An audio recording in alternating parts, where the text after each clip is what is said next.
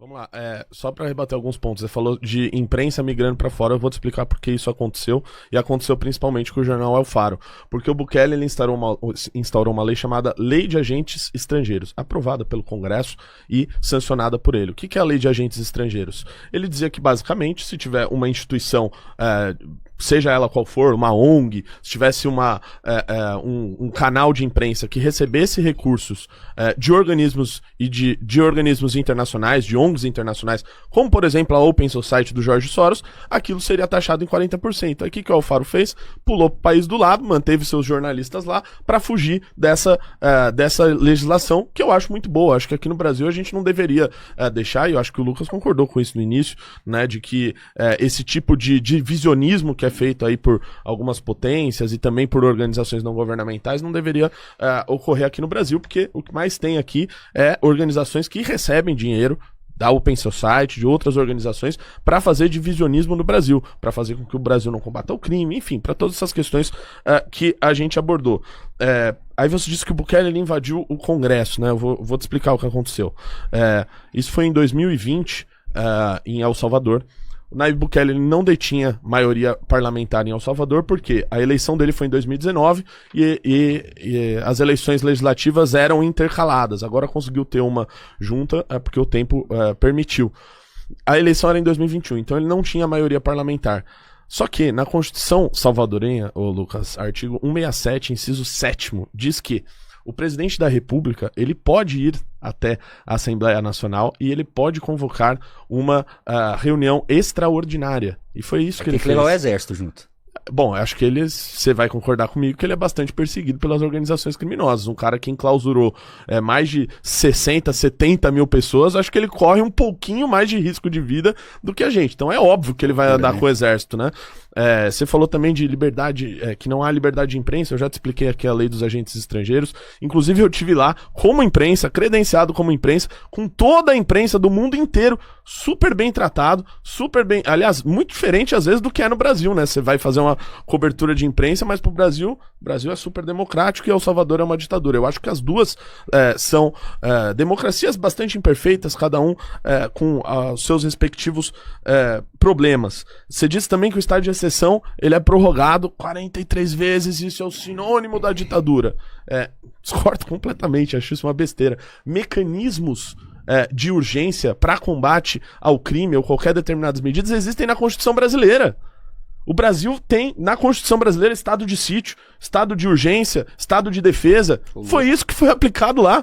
E se você não concorda comigo de que lá estava precisando de uma medida dura pra virar a mesa, desculpa, aí a gente vai ser negacionista. Lá era o país mais perigoso do mundo. É óbvio que uma medida radical precisava ser tomada. Foi tomada, deu certo. E uma curiosidade, já vou partir pra pergunta. O estado de exceção, a instituição, né, estado de exceção em El Salvador, é mais popular do que o próprio Bukele, que já detém 91% de aprovação popular. E você vê um monte de notícias sobre ele pelo mundo inteiro. Por quê? Porque essas organizações, porque a imprensa trabalha lá livremente. E é justamente por isso que você vê mais críticas a ele na imprensa do que elogios. Em El Salvador? Né? Em El Salvador. É só analisar.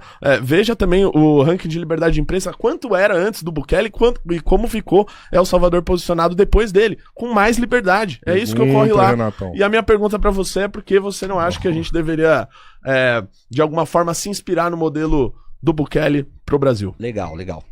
Então vou começar respondendo algumas questões que você levantou anteriores à pergunta. Você vai ter 6 minutos e 40. Show de bola, beleza. Talvez também não precise usar, mas vamos lá. Primeira coisa, né? Então assim, gente, o Bukele invadiu o Congresso, tá? Levou as Forças Armadas. Isso foi noticiado no mundo inteiro. Tá dentro da Constituição, Lucas, eu te expliquei. Cara, uma coisa... Vamos tentar não interromper, gente. Uma coisa... Vai anotando o que você vai falar e depois no seu tempo. Uma coisa é você ir ao Congresso, tá? Conforme o presidente já fez aqui no Brasil várias vezes, né? Para debater com os líderes dos outros poderes, né? Projetos. Isso é uma coisa. Outra coisa é você cercar o Congresso com as Forças Armadas. tá? Ah, porque o O que Bukele... aconteceu desse cercamento? Porque o Bukele é perseguido. Nada. O Bukele é perseguido. Cara, um recado muito evidente foi dado, né? Eu acho muito interessante essa postura do MBL, porque critica a Rússia como uma grande ditadura, porque o Putin é malvado, porque a China é malvada. O cara cerca o Congresso com as Forças Armadas e ele é democrata. Isso é muito estranho. Você acha que lá tem eleições legítimas? Isso é muito incoerente. Calma que eu vou falar aqui. Então, assim, eu acho que não tem como negar isso, né? Imagine isso no Brasil. Imagine o Lula indo ao Congresso, levando generais, levando tanques, levando snipers pra cercar o Congresso, pra forçar, por exemplo, o Congresso votar. E esse cercamento aconteceu pra pressionar uma votação que era justamente o início desse processo de degringolada que o El Salvador deu na sua democracia. Então acho assim, curioso porque, de fato, né, uma coisa é você ir ao país, ao Congresso negociar, outra coisa é você ir pressionar, colocar a faca na garganta de outro poder. Foi isso que aconteceu. E aí, pra mim, eu acho interessante, porque, assim, de novo, você defendeu o estado de exceção. Você tá defendendo isso aqui no Brasil. Você tá defendendo que o Brasil entre em estado de exceção. Sabe? Você estava falando que em El Salvador é um mecanismo de combate ao crime, de combate aos problemas que estavam acontecendo lá. Veja, é muito perigoso isso, né? A gente já sabe que aqui no Brasil, as pessoas que são encarceradas, as pessoas que são vitimadas, muitas vezes, pela ação policial, né? São pessoas que muitas vezes estão na base ali do crime e não são os peixes grandes. Eu não tô falando que não tem que prender quem tá cometendo crime, gente. Tá cometendo crime, tá na lei, tem que prender. Agora, estado de exceção é a suspensão dos direitos e garantias civis. Sabe? É uma coisa extremamente grave. É o que a gente viveu na ditadura militar brasileira. Tá? É o que a gente viveu na ditadura Vargas, né? No Estado Novo. Então nós estamos com 30 e poucos anos de democracia. Vai falar em estado de exceção agora? Tá maluco? Principalmente depois desse papel que as Forças Armadas fizeram aí. Eu acho que talvez seja uma das piores coisas que o Brasil possa pensar é declarar esse tipo de iniciativa, né? De estado de exceção. Pra mim, basicamente aqui defendeu ditadura. Tá? Defender estado de exceção é defender ditadura. Então, eu acho que assim, né? O Bukele, ele é uma pessoa que conseguiu alguns resultados, eu não tô negando isso, tá? Mas ao custo da liberdade da própria população. Você falou, né, que a própria população defende o estado de exceção. Veja, de novo, por que você não defende a China, então?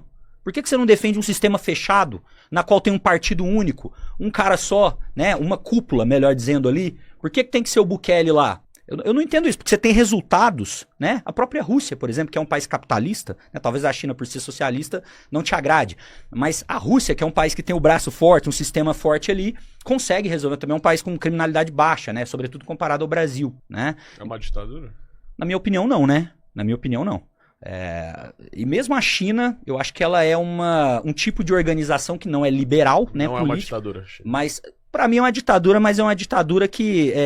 eu até acho a palavra ditadura ruim porque ela traz uma coisa sempre negativa. Eu acho que é uma democracia iliberal. Acho que faz muito mais sentido porque as pessoas participam dos processos decisórios lá. Muitas vezes mais que no Brasil aqui. Sabe? Na hora que você chega lá na boca da urna pra votar e você já tem as cartas marcadas. É esse ou aquele, é A ou B. Na verdade, você não tá escolhendo nada. É tudo farinha do mesmo saco. Lá na China, pelo menos, você tem um projeto de Estado e de poder no qual você consegue, de fato, opinar em coisas realmente, né? Aqui parece que você tá opinando, mas não tá nada, né? Então, assim, eu não entendo por que você tá defendendo ditadura lá em El Salvador e em outros lugares você não tá. Né? Acho muito complicado isso, colocar lá como uma democracia. Eu vejo assim o Bukele como uma ascensão, né? Não é um movimento único que aconteceu, tá? Todo mundo tá acompanhando aí. A ascensão do Nayib Bukele, ela tá relacionada a uma ascensão da extrema direita de maneira mundial. Não é só lá, não é só em El Salvador. E essa ascensão da extrema-direita, obviamente, está relacionada à influência norte-americana. Você falou, por exemplo, a Open Society, né? Tenta influenciar outros organismos, tá? O Conselho do Atlântico, por exemplo. Vou citar um aqui. É um organismo, um think tank, né? Assim como a Open Society que organiza, né, influencia e coloca governos no poder e derruba outros, né? Então é muito inocente achar que o Bukele tá lá no poder sem o apoio americano, ao contrário. Ele é super apoiado. Eu tenho 6 minutos? Mete o pau. Então, assim, essa ascensão da extrema-direita é o pano de fundo que levou o Bukele ao poder. Nós temos Bolsonaro aqui no Brasil, né? Nós tivemos Milei lá na Argentina. Cada um ao seu modo, né? E aí eu quero... sua pergunta, desculpa. Brasil, El Salvador... Por que a gente não deve copiar o modelo? Não, porque aí eu acho que é o seguinte, né? Ficou pouco tempo aqui, mas eu acho que é o seguinte. El Salvador é um país menor que Sergipe, tá? Menor que o menor estado do Brasil. Tem 6 milhões de habitantes. Você prender todo mundo em um pequeno município ou numa pequena região aqui no Brasil, talvez seja possível, mas não vai solucionar o problema. Não vai solucionar. Tá? O encarceramento em massa ele não é a solução para o crime no Brasil. Então, assim, são dimensões e relações tão diferentes que eu não vejo paralelos para a gente poder tratar. Talvez se a gente for falar da China, que é um país continental, se for falar dos Estados Unidos, tenha mais, seja mais palpável. Tá? Sua réplica, Renato. 3 minutos, né? Isso. Vamos lá, você comparou aqui o caso do Bukele ter ido ao Congresso, pô, eu te dei a explicação, uma explicação constitucional, baseada na Constituição de El Salvador, que o presidente pode convocar uma reunião extraordinária na Assembleia Nacional. Você tá se fazendo, né, Não, tô te citando. Artigo 167, inciso 7º, cara. Artigo 167, inciso 7º, o presidente da República pode convocar uma reunião extraordinária na Assembleia Nacional. E aí o que aconteceu depois disso? 20 deputados na época registraram presença, não deu quórum, ele saiu e foi para uma manifestação que as pessoas estavam pressionando o Congresso para aprovar um empréstimo para que ele pudesse combater o crime organizado, algo que me parece muito justo, inclusive. Aqui no Brasil, o Lula fazendo isso não seria com o exército, né? Seria com a turma do crime organizado, talvez. Aí eu não tô defendendo que é uma ditadura. Veja só, a Constituição brasileira, vamos falar da Constituição. A Constituição brasileira, ela prevê mecanismos de estado de defesa, de estado de sítio em situações extremas. Você não pode negar que em determinadas situações isso pode ser válido. Não estou dizendo que é. Como, por exemplo, no caso do Rio de Janeiro, que tem uma situação crítica de segurança, me parece ali que poderia ter um tipo de intervenção federal para colocar o exército para combater o crime organizado por lá. É uma medida constitucional justa. Sobre população carcerária, o Brasil tem uma alta população carcerária, é óbvio, né? O Brasil tem uma população grande, então obviamente vai ter uma população carcerária alta. O problema é que, como eu disse, a gente não resolve os nossos problemas. A taxa de resolução de homicídios no Brasil é patética, de 30%, média da OCDE de 60%, em El Salvador de 99%, de roubos, 9% são esclarecidos se acha o autor, o resto não. Ou seja, tem gente cometendo crime não sendo preso no Brasil. Esse que é um dos grandes problemas. Sobre ditadura, liberdade, vamos lá. A Rússia, então, não é uma ditadura, a China, mais ou menos, um negócio diferente, mas El Salvador é uma ditadura. Eu achei curioso isso, né? Porque ou serve a mesma régua para todos, ou é diferente, depende para adaptar conforme o discurso. Né? No caso de El Salvador, olha só, El Salvador tinha uma chamada democracia formal, o Lucas. Essa democracia formal, ela permitia uma sucessão no poder. Ela, olha só, a nossa eleição aqui, como está ocorrendo, só que não havia democracia. No fundo, quem imperava, quem mandava, quem impunha as leis, e o crime organizado é assim, ele domina um território, ele ocupa, ele impõe as próprias regras, ele faz com que a população seja subjugada ao que eles pensam, você é obrigado a só contratar serviços que são prestados pelo crime organizado, ele diz se você pode andar de capacete se não pode, se você pode andar numa rua ou se não pode, ele basicamente dita as regras de tudo. E era isso que ocorria em El Salvador, uma democracia no papel, mas que na prática era uma ditadura das gangues. Hoje o que se tem lá, aí sim é liberdade, porque a partir do momento que você garante a segurança, você garante todos os direitos básicos. A segurança é o direito de ir e vir. Se você não tem direito de ir e vir em um lugar, você não tem acesso a direito nenhum. Você não tem direito de ir e vir. Você não tem direito... Hã? Você tem estado de sítio, bicho. Você tem direito de ir e vir. Hoje você pode andar em El Salvador com o celular na mão, levar o seu filho numa escola, ir num posto de saúde, qualquer coisa, sabendo que você não vai ser roubado e mais, que você não vai ser morto. A extorsão que ocorria em El Salvador era coisa de outro mundo. Isso sim era uma ditadura. Você impediu o direito mais básico das pessoas. E hoje esse direito é plenamente livre e concedido a qualquer um. Você pode ir lá, eu tive lá, fui nos lugares mais perigosos, que eram os mais perigosos do mundo e hoje são os lugares mais livres. Tudo isso porque quando o Bukele chegou ao poder, ele instalou o estado de sítio, ele prendeu os criminosos e hoje a população de El Salvador está de fato livre. Lucas, sua terceira pergunta. Você vai ter 3 minutos para pergunta. Legal. Então, de novo, aquela dinâmica, eu vou te responder aqui e já faço a pergunta também. Então, assim, veja, de fato, né, o Brasil ele tem mecanismos legais que permitem intervenções mais agudas, né, das Forças Armadas, né, do Executivo em territórios. Eu quero primeiro assim, deixar claro aqui, gente, que o combate ao crime é evidente que ele é importante. É evidente que o Brasil é um país violento. Né? Não estamos negando isso aqui, que existe um problema de segurança pública grave, que ninguém consegue resolver, entra governo de direita, entra governo de esquerda e os indicadores continuam problemáticos. E aí também a gente colocar os pingos nos is, né? A segurança pública ela é responsabilidade sobretudo dos estados, né? Muito mais, a gente muitas vezes coloca no colo do presidente, mas é principalmente dos estados. Né? Então, acho que tem isso também, porque fica muito olhar o presidente e tal, e a gente precisa muitas vezes lembrar dos governadores e do papel que eles não fazem, muitas vezes. Tá? No caso desses mecanismos que o Renato falou, eu quero lembrar agora vocês aqui que recentemente o Brasil passou por uma tentativa de golpe de Estado. Quem diz isso é a própria Procuradoria-Geral da República, né? O STF também atesta isso. Acho que o MBL também não nega, né, que o Brasil passou por um período perigoso em relação à sua democracia. E a GLO, por exemplo, estado de sítio, estado de exceção, isso estava lá na chamada minuta do golpe, né? São mecanismos que, segundo a PGR, poderiam ter sido o deflagrador, o detonador do golpe, né? Das investigações mostram que a PGR atesta que se o Lula tivesse deflagrado uma GLO ali, ou deflagrado um estado de sítio, as Forças Armadas seriam levadas ali para resolver a situação e, na realidade, poderiam se juntar aos manifestantes e causar um caos, enfim, né? A coisa degringolaria dali para onde nós não saberíamos mais. Né? Essa é a tese da Procuradoria-Geral da República, do Paulo Gonet. Né? Sobre a questão lá da China, eu acho que vale a pena a gente pensar o seguinte, né? Quem está no poder na China? Por que não é uma ditadura? Por que vale a pena chamar de uma democracia iliberal? Porque de fato não é um sistema liberal burguês que a gente tem aqui no Brasil. Né?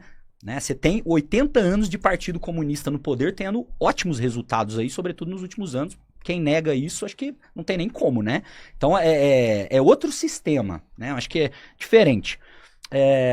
Cara, e muito assim, viu, Renato? Eu queria depois ouvir de você quais são os problemas de El Salvador, porque do jeito que você falou, parece que El Salvador é o céu na terra, né? Era um dos piores países em relação ao crime, era um dos piores países em relação ao desenvolvimento social, e agora o Bukele, né, o mestre das redes sociais, ele tá transformando tudo, assim, do dia pra noite. Não me parece que é por aí, né?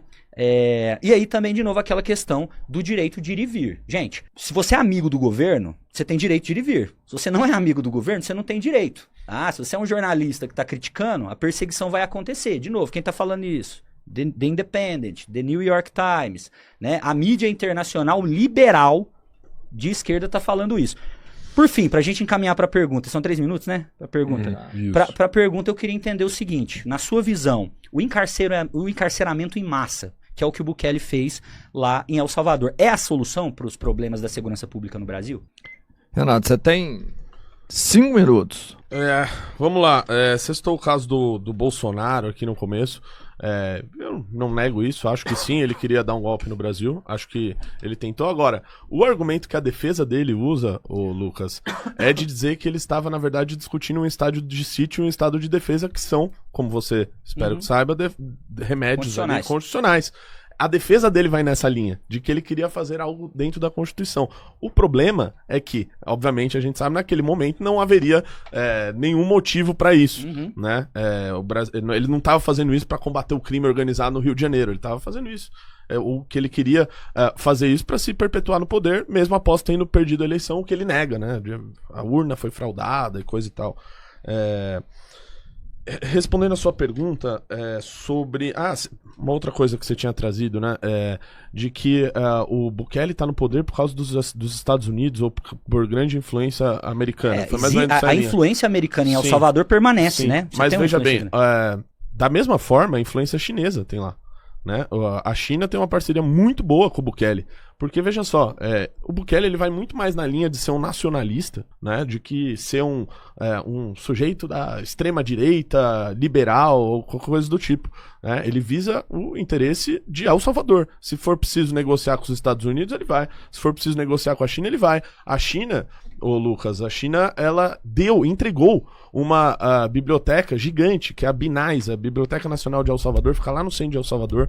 Uma biblioteca gigantesca, assim, de vários andares, monumental, acho que custou 50 milhões ou mais, 100 milhões de dólares, algo em torno disso, um investimento, né, nababesco ali da China. A relação dele com a China é boa, a relação dele com os Estados Unidos é boa. Respondendo a sua pergunta sobre o Brasil, você acha que encarceramento em massa é uma solução? Olha só, eu acho que aquele que comete crime, ele deve ser punido. E eu te mostrei aqui que no Brasil, essas pessoas, elas sequer são encontradas para elas pagarem pelo próprio crime. Então como é que eu vou falar que no Brasil a gente tem muita gente presa se as pessoas que cometeram os crimes, elas não estão na cadeia? Veja só, quantas pessoas você deve conhecer que já não foram roubadas ou sofreram algum tipo de crime? Qual a chance daquele criminoso que cometeu aquele determinado crime ser encontrado? A gente sabe que é baixíssimo no Brasil.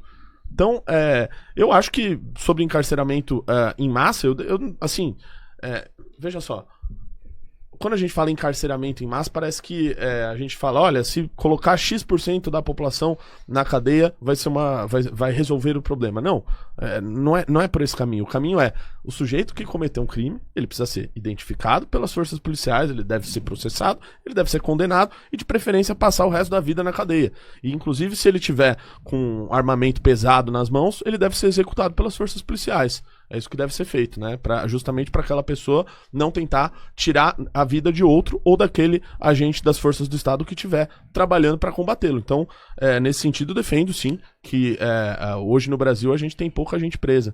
É um número alto, como você disse, comparado a outros países do mundo, porque o Brasil tem uma população alta. Mas se você for olhar pelo nível de cometimento de crime, a gente está muito, mas muito longe da resolução do problema. Lucas, 3 minutos para réplica. Legal. Então vamos lá.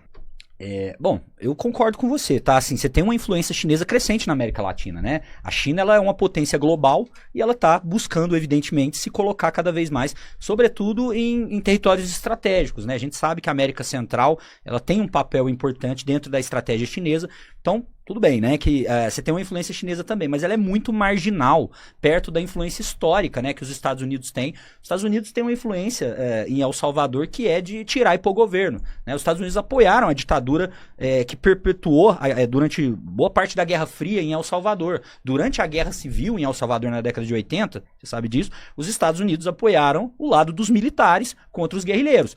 Você falou, a esquerda já esteve no poder, né, em El Salvador ali, não tanto quanto a direita, mas assim, essa esquerda, né, que surge justamente como uma resposta a essa intervenção direta norte-americana, El Salvador, assim como a Nicarágua, assim como, enfim, vários países ali, Costa Rica, né, os países da América Central, sempre foram tratados, né, como a primeira linha de frente a serem influenciados pelos Estados Unidos. Então eu acho que independe dessa coisa, é Open Society, é A ou B, não sejamos inocentes, tá? Os Estados Unidos têm 1000 braços para influenciar. E aí eu queria pensar, pra gente pensar o seguinte, né? Você falou que tem pouca gente presa aqui no Brasil e você defendeu, então, encarceramento em massa, né? Eu acho que a gente tem que pensar o seguinte, quem tá preso aqui no Brasil? Né? Você tem uma população carcerária grande no Brasil. Você tem até um problema de prisões, né? Porque você tem gente demais sendo conduzida e muitas vezes você tem superlotação, você tem prisões que não... Só fazer mais. Cara, mas não é simplesmente fazer mais, porque primeiro, né, eu não acredito que encarceramento em massa seja a única solução. Não tô defendendo que não prenda bandido, gente. Eu tô só falando o seguinte, isso basicamente não resolve o problema. O cara vai sair da prisão pior do que entrou, porque as prisões, fazendo mais igual você tá defendendo aqui, o cara vai entrar como um ladrão de celular lá, um cara que rouba um negocinho pra poder usar a droga, pra poder alimentar seu vício, e ele vai sair lá como um faccionado.